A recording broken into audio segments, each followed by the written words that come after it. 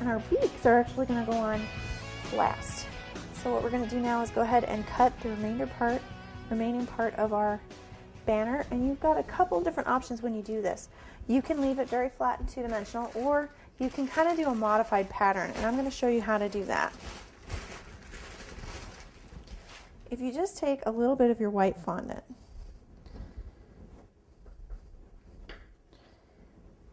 and you roll it out nice and thin,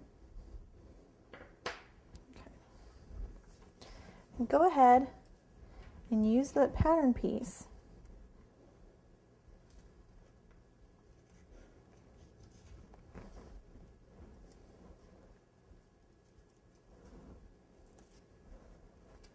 we're not actually going to be cutting it exactly, we're just going to be using it for reference. Okay. And what I mean by that is we're going to go ahead and we're going to cut our bottom exactly the same, and but we're going to use that same width all the way up.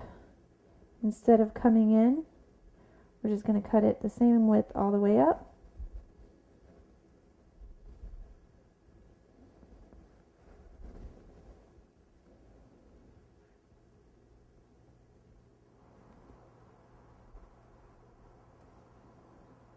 Okay, but cut it off right at the exact length.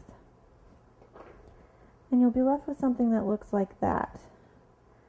And the reason we're doing that is because if you take a little bit of water, put it up at the top, you can go ahead and create that actual little fold. And it's just going to make your pattern just look a little more dimensional. And you just want to attach it in the same place, matching up the bottoms and the top. You're going to repeat that on the other side.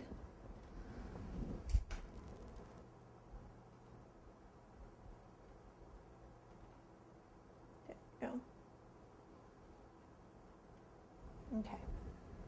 Now for our beaks, I'm sure you noticed how tiny they are on the pattern. We're not going to try to cut those out.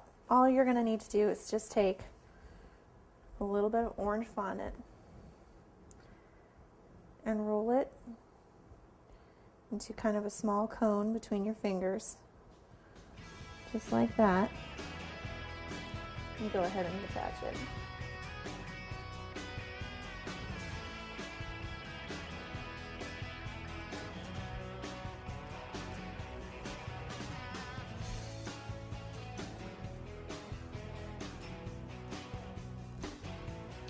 So that's the first step.